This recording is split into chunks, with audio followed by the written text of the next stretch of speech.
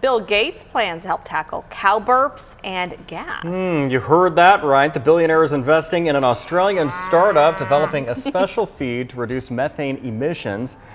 When cows burp or pass gas, they emit the potent greenhouse gas. About a third of global methane emissions come from livestock. The special feed aims to reduce those numbers by adding seaweed to feed.